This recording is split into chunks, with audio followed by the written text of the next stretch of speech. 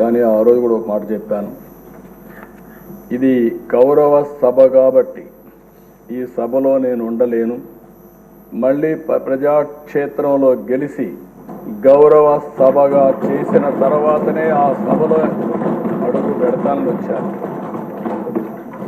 ఈరోజు అందరం కూడా దీన్ని గౌరవ సభగా చేయడం కోసం ప్రజాప్రతినిధులుగా మనందరం ఈ సభ ఔన్నత్యాన్ని గౌరవాన్ని కాపాడవలసిన బాధ్యత మనందరిపైన ఉంది.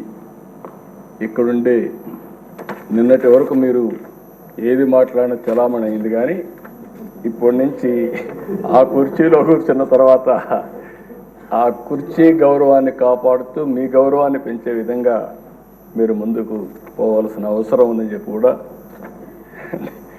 డిప్యూటీ స్పీకర్గా వారిని కోరుతున్నా.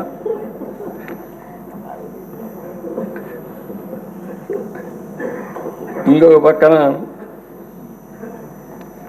ఎప్పుడు కూడా మనందరం ఒకటి గుర్తుపెట్టుకోవాలి, ఇక్కడుండే వాళ్ళందరం చాలామంది బాధితులు ఉన్నాం. ఇంత మునుపు స్పీకర్ గారు ఉన్నారు.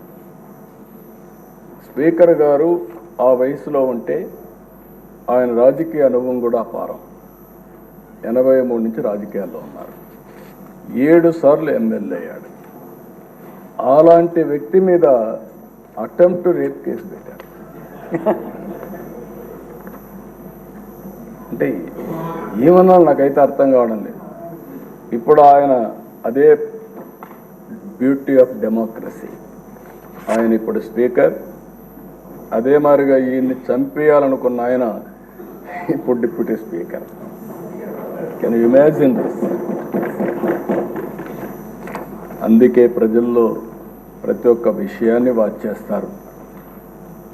ప్రతి ఒక్క విషయాన్ని వాచ్ చేసి ఎప్పటికప్పుడు ఒక్కొక్కసారి బయట రాలేరేమో కానీ అవకాశం వచ్చినప్పుడు మాత్రం సరైన నిర్ణయం తీసుకుంటారని చెప్పి కూడా నేను మీకు తెలియజేస్తూ, అహంకారంతో విర్రవీగిన వారికి కాల్చి వాత పెడతారంటారు చూడండి, అదే సరిగా జరిగింది.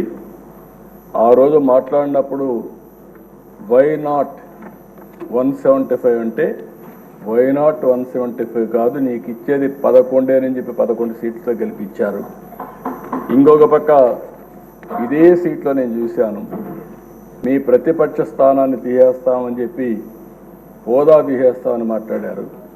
ఇప్పుడు ప్రజలు ప్రతిపక్ష హోదా కూడా ఇవ్వని పరిస్థితికి వచ్చారు. ఇంకొక పక్కన మనం గుర్తుపెట్టుకోవాల్సింది, ఇవన్నీ కూడా అహంకారం. అలాంటి అహంకారంతో ముందుకు పోతే ఇదే అవుతుంది.